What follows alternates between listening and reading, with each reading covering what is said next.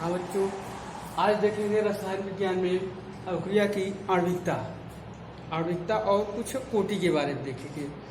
तो रसायन विज्ञान में जो पिछला वीडियो आप लोग देखे होंगे उसमें इसके पीछे का भाग था। तो इसमें अब यहाँ पे देखना है अभिक्रिया की आणविकता। आणविकता का जो संबंध होता है वो अणु से है, सामान्यतः अणु या मॉलिक्यूल से मॉलिक्यूलरिटी अंग्रेजी में कहते हैं। अभिक्रिया की आणविकता या मॉलिक्यूलरिटी ऑफ रिएक्शन या मॉलिक्यूल से संबंधित मतलब अणुओं की संख्या। इसमें सीधे सीधे कोई रासायनिक अभिक्रिया होता है तो उसमें कोई अभिकारक भाग लेता है। उस अभिकारक सामान्य रूप से कहा जा सकता है किसी भी रासायनिक अभिक्रिया में भाग लेने वाले अणुओं की जो कुल संख्या होती है वह उस रासायनिक अभिक्रिया की सामान्यतः आणविकता कही जाती है। जितना रासायनिक कोई रासायनिक अभिक्रिया है, अभिक्रिया में कोई अभिकारक होगा, क्योंकि अभिकारक रहेगा तभी वो रासायनिक अभिक्रिया होगी। अगर अभिक्रिया हो रहा है तो उसमें अणु होगा या अभिकारक होगा। अभिकारक कम से कम एक अणु अवश्य होगा, एक से कम नहीं हो सकता है, क्योंकि अभिक्रिया के पूर्ण होने में एक अभिकारक की आवश्यकता पड़ेगी कम से कम। तो किसी भी रासायनिक अभिक्रिया में भाग लेने वाले अणुओं की कुल संख्या को कहा जाता है अभिक्रिया की आणविकता, या उसी को थोड़ा सा सिस्टमेटिक ढंग से कहा जाता है कि किसी रासायनिक अभिक्रिया में संतुलित रासायनिक समीकरण द्वारा व्यक्त प्रत्येक प्राथमिक पद में भाग लेने वाले अणुओं की संख्या को ही उस रासायनिक अभिक्रिया की आणविकता कही जाती है।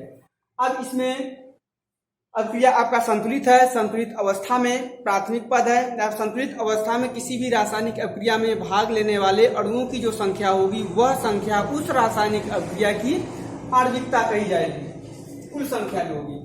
जैसे इसमें देखिए अमोनियम हाइड्रोक्साइड है,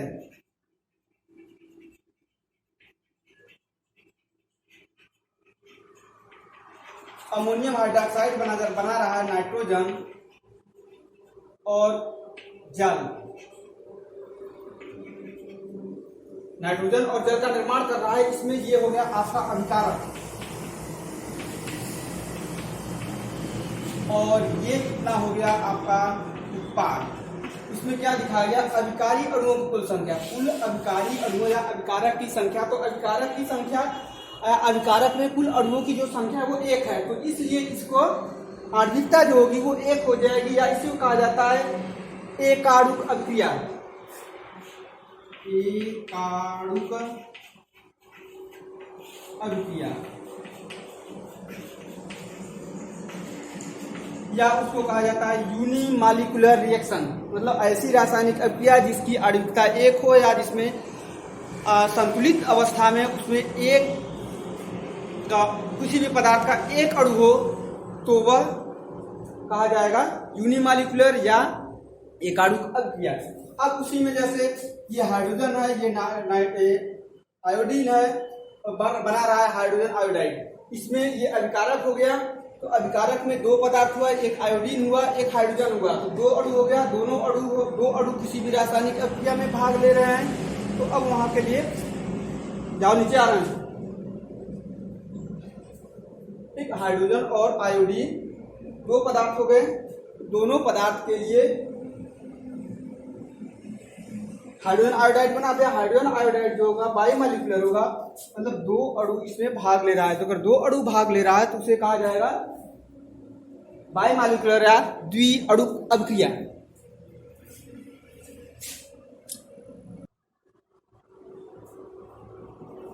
हाँ, तो इसमें यहाँ तक हुआ था, मतलब ऐसी रासायनिक अभिक्रिया जिसमें दो अणु भाग लेते हैं इसे द्विअणुक या बाईमॉलिक्यूलर रिएक्शन कहा जाता है। अब इसमें देखिए, जैसे इसमें तीन अणु हो गया, एक अणु इसमें था, दूसरे एग्जांपल में एक हाइड्रोजन है एक आयोडीन है, तो दो अणु हुआ। और इसमें है दो अणु NO है और एक अणु O2 है, कुल तीन अणु भाग ले रहा है। अभिकारक की संख्या जो तीन अणु हो गया, तो इसको कहा जाएगा, इसकी जो आणविकता है तीन अणु या तीन होगा, और इस अभिक्रिया को कहा जाएगा त्रिअणुक अभिक्रिया। तो ये सब हो गया आपका अभिकारक। अब इस अभिकारक में इसमें एक अभिकारक भाग ले रहा है, इस अभिक्रिया में दो अभिकारक भाग ले रहा है, इस अभिक्रिया में तीन अभिकारक भाग ले रहा है। तो ऐसी रासायनिक अभिक्रियाएं जिसमें जितने अभिकारक भाग लेते हैं, इतना अभिकारक जितना अणु के रूप में भाग लेता है वह उसकी आणविकता कही जाएगी।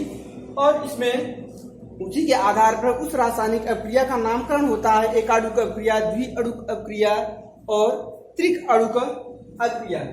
और इसमें देखो मॉलिक्यूलरिटी जो होती है या आणविकता जो होती है वो हमेशा पूर्णांक और धनात्मक संख्या में होती है। यह कभी भी ऋणात्मक संख्या या भिन्नात्मक समांतर नहीं होती है।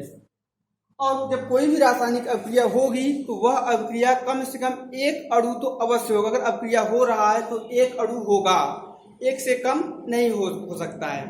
कुछ विशेष परिस्थितियों को छोड़कर वो भी पूरा अणु के रूप में ही दिखाया जाता है।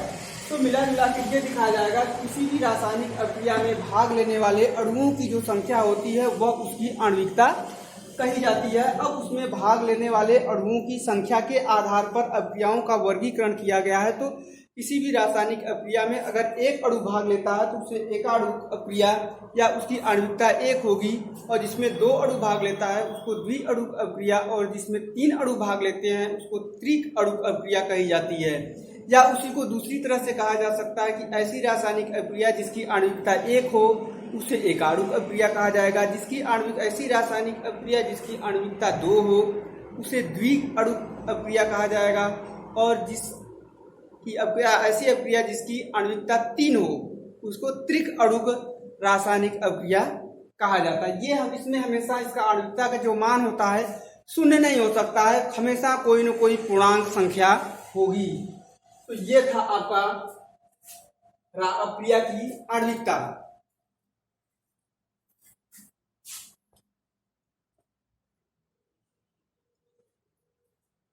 हाँ, तो अब देखना है जैसे रासायनिक अभिक्रिया की कोटि या ऑर्डर ऑफ रिएक्शन।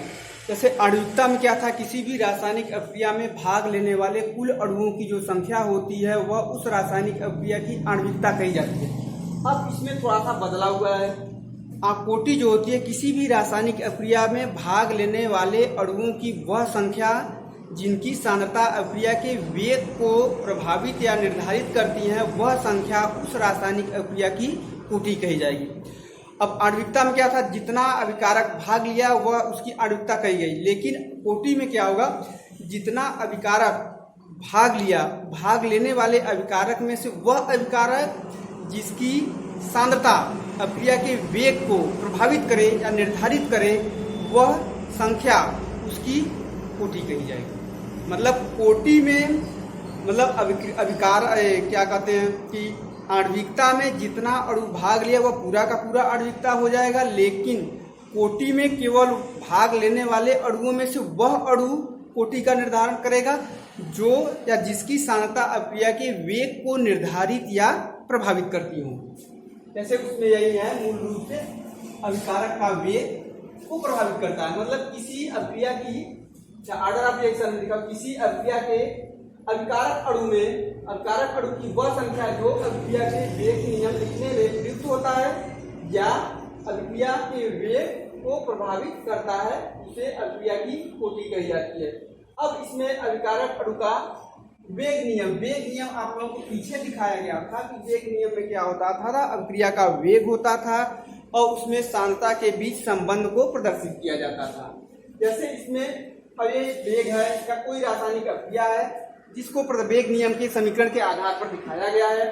वेग जैसे r या वेग बराबर होगा या दर बराबर हो गया k, ये हो गया आपका वेग स्थिरांक, और ये कोई अभिकारक रहा होगा जिसके सक्रिय द्रव्यमान में अणुओं की संख्या m रही होगी तो उसके पावर m दिखाया गया है, और b कोई अभिकारक रहा होगा जिसके पावर n दिखाया गया है। अब इनकी संख्याओं का जो योग होगा m और n का, वही अभिक्रिया की कोटि कही जाएगी। मतलब अभिक्रिया की कोटि बराबर अभिकारक के सांद्रताओं का योग, सांद्रताओं के घातांकों का योगफल होता है। या तो सीधे सीधे ऐसे कहा जा सकता है परिभाषा के रूप में, साधारण भाषा में, किसी भी रासायनिक अभिक्रिया में भाग लेने वाले अणुओं में से वह अणु जिसकी सांद्रता अभिक्रिया के वेग को प्रभावित करता है, वो जिसकी सांद्रता अभिक्रिया के वेग को प्रभावित करती है, वह उस रासायनिक अभिक्रिया की कोटि कही जाती है। जैसे यहाँ पे अभिकारकों के सांद्रताओं के घातों का योगफल जो होता है, मतलब वेग नियम में अभिकारक के सांद्रताओं के घातों का जो योगफल होता है वही उस रासायनिक अभिक्रिया की कोटि कही जाती है। जैसे ये अभिक्रिया का वेग नियम है, इसमें ए कोई पदार्थ है, बी कोई पदार्थ है, ए के घात m है, b के घात n है। तो इनका जो योग होगा या m प्लस n जो होगा इस रासायनिक अभिक्रिया की कोटि कही जाएगी। अभिक्रिया की जो कोटि होती है वह धनात्मक, ऋणात्मक, शून्य या भिन्नात्मक हो सकती है। जबकि उसमें क्या था, उसमें आणविकता में क्या था, एक पूरी संख्या होगी, जीरो नहीं होगा। इसमें कोटि जो होती है वो आपका जीरो भी हो सकता है। कोई रासायनिक अभिक्रिया ऐसी होगी जिसका वेग उसके सांद्रता के ऊपर निर्भर नहीं कर रहा है, तो वह उसका शून्य कोटि की कही जाएगी। जैसे इसमें देखा जाए, इसमें एग्जाम जैसे अमोनियम नाइट्राइट है, तो ये N2 और H2O का निर्माण कर रहा है, लेकिन इसके वेग नियम देखा गया तो इसमें एक घात के समानुपाती है। R जो होगा मतलब अमोनियम नाइट्राइट एक ही है, एक ही घात के समानुपाती है। तो इसका मतलब इसके कहने का ये अर्थ है, इसका जो वेग होगा इस रासायनिक अभिक्रिया में अमोनियम नाइट्राइट जो है वो N2 और H2O का निर्माण कर रहा है, N2 और H2O का निर्माण कर रहा है, तो उसमें जो वेग है वह वेग केवल इसके ऊपर निर्भर कर रहा है, इसकी सांद्रता के ऊपर निर्भर कर रहा है। तो इसका एक अभिकारक के सांद्रता के ऊपर निर्भर कर रहा है, तो उसे कहा जाएगा अभिक्रिया की कोटि 1 है। अब इसमें क्या है, एसिटिक एसिड है और अमोनियम हाइड्रॉक्साइड है और बन रहा है अमोनियम एसीटेट और हाइड्रोजन बन रहा है। इसमें दो अभिकारक हैं, इसमें जो वेग का निर्धारण कर रहे हैं, इसमें एसिटिक अम्ल की सांद्रता और अमोनियम हाइड्रॉक्साइड की सांद्रता अभिक्रिया के वेग को निर्धारित या प्रभावित कर रहे हैं, जिसके कारण इसकी कोटि आपका 2 हो जाएगा। अब इसमें क्या है, 3 है, मतलब NO है, 2 अणु, 1 अणु O2 है, ये 2 अणु NO2 का निर्माण कर रहा है। इसमें क्या हो रहा है, वेग जो है K जो होता है NO पावर 2 इंटू रहता है, पावर नहीं रहेगा, हाँ, इंटू O2, तो इसके घात 2, इसमें 2 अणु है तो दोनों सांद्रता को प्रभावित कर रहा है, इसमें 1 कर रहा है, तो इसमें कुल इसकी 1 घात प्लस 1 घात मिलाकर कुल 3 घात हो रहा है। तो ये अभिक्रिया की कोटि इसमें 3 हो जाएगी।